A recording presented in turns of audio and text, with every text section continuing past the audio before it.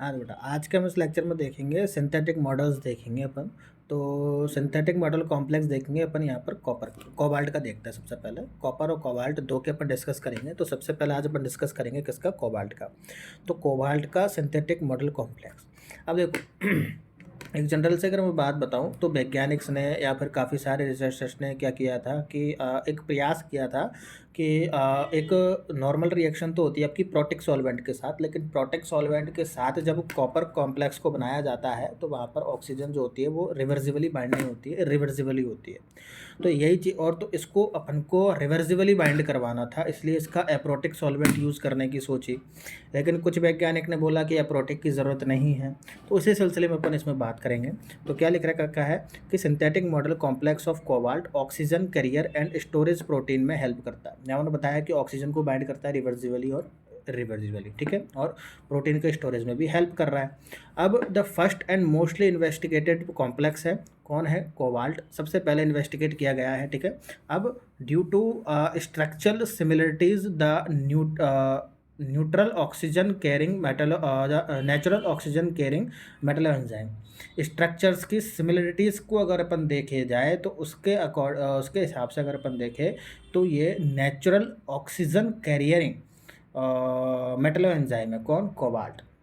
तो आपने Metlo enzyme जब पढ़ा होगा या आगे अभी अगर मैं पढ़ाऊँगा तो तीन टाइप के होते हैं, जिंक मेटलो एंजाइम, एफी metallo enzyme, cobalt metallo enzyme, copper metallo enzyme. ये कुछ टाइप के मेटलो एंजाइम्स होते हैं। तो यहाँ पर वही चीज़ बोली है कि ये भी क्या है, एक मेटलो एंजाइम है नेचुरल ऑक्सीजन करियर का, ठीक है। स्ट्रक्चर सिमिलरिटीज़ के हिसाब से अपन देख रहे हैं यहाँ पर, ठीक है। तो मैक्सिमम रिसर्चर्स ने देखा कि एप्रोटिक सॉल्वेंट का यूज़ किया जाए, यूज़ करके, और फिर इस इन्वेस्टिगेशन किया जाए किसका, कोबाल्ट कॉम्प्लेक्स का। तो यहाँ पर देखा जाता है कि ऑक्सीजन जो होती है एप्रोटिक सॉल्वेंट के यूज़ की वजह से रिवर्सिबली बाइंड हो जाती है।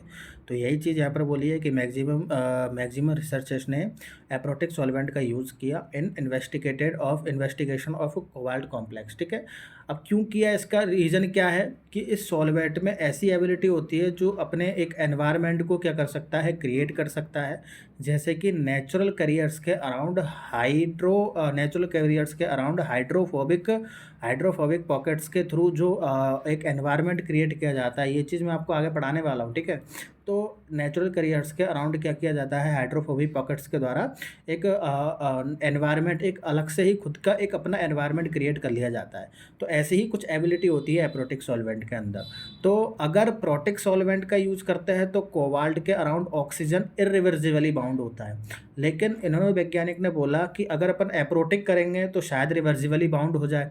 ये चीज़ इनके बीच में चल रही थी। लेकिन उन्हीं के बीच में एक फर्मी नाम का वैज्ञानिक आया, फर्मी नाम का साइंटिस्ट आया 1852 में। उन्होंने बोला, इन्होंने इस अजम्पशंस को ही क्या कर दिया, रूल्ड आउट कर दिया, और ये बोला कि ज़रूरी नहीं है कि एप्रोटिक सॉल्वेंट को ही यूज़ करके अपन कोबाल्ट कॉम्प्लेक्स को प्रिपेयर कर सकते हैं। कि साहब मैं प्रोटिक सॉल्वेंट का यूज़ करके कोबाल्ट कॉम्प्लेक्स को प्रिपेयर करूँगा और वहाँ पर ऑक्सीजन भी क्या होगी, रिवर्सिबली बाइंड होगी। कि साहब कैसे होगी बताओ। तो साहब क्या ऐसे होगी, फर्मी ने क्या बोला कि मैं अगर अमोनियम कोबाल्ट साल्ट है, इस अमोनियम कोबाल्ट साल्ट को अगर एटमॉस्फेरिक ऑक्सीजन की प्रेजेंस में अगर मैं करवाऊं तो यहाँ पर कलर चेंज कंपाउंड मेरे को ऑब्जर्व होता है और यहाँ पर ऑक्सीजन भी रिवर्सिबली बाउंड होती है। तो इसमें फाइंड आउट हुआ कि ये कॉम्प्लेक्स प्रोटिक सॉल्वेंट में भी ऑक्सीजन को रिवर्सिबली बाउंड कर रहा है। कौन सा, अमोनियम कोबाल्ट साल्ट।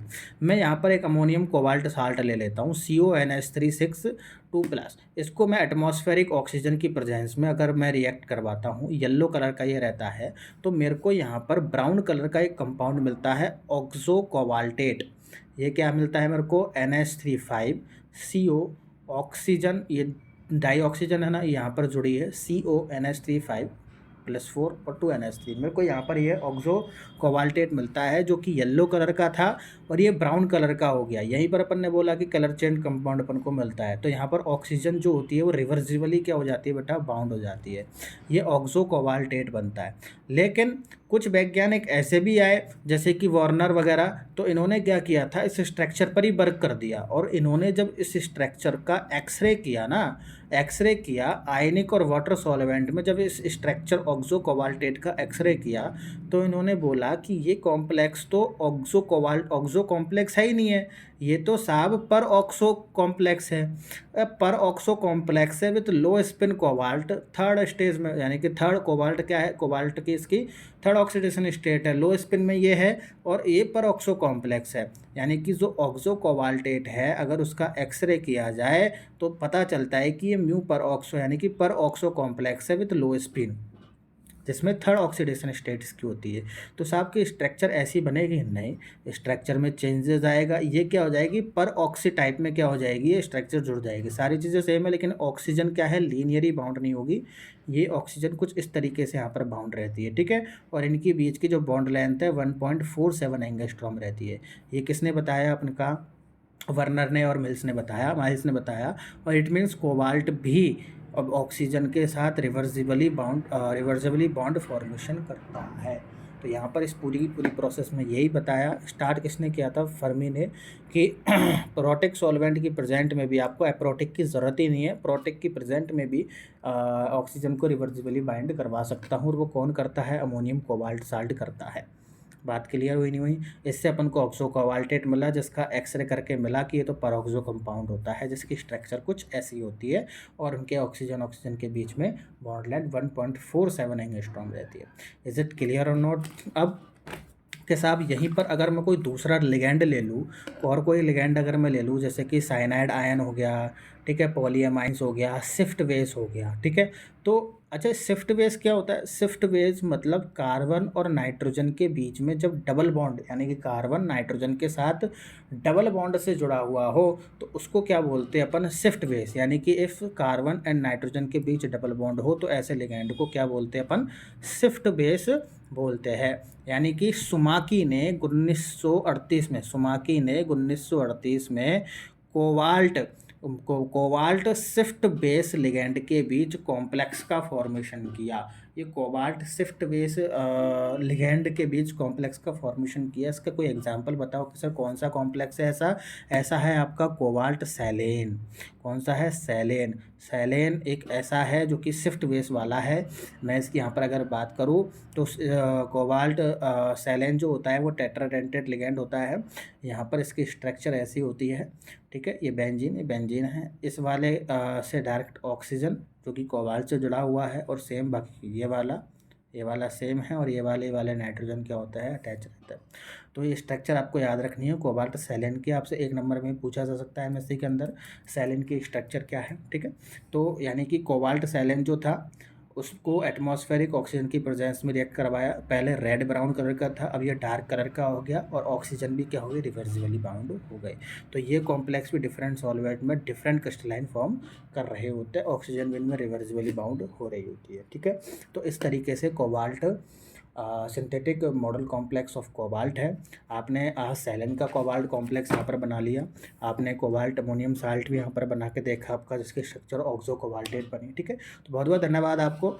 वैसे बहुत कम मिलता है यूट्यूब पे ये, कहीं भी अगर देखी जाए तो सिंथेटिक मॉडल बहुत कम मिलते हैं।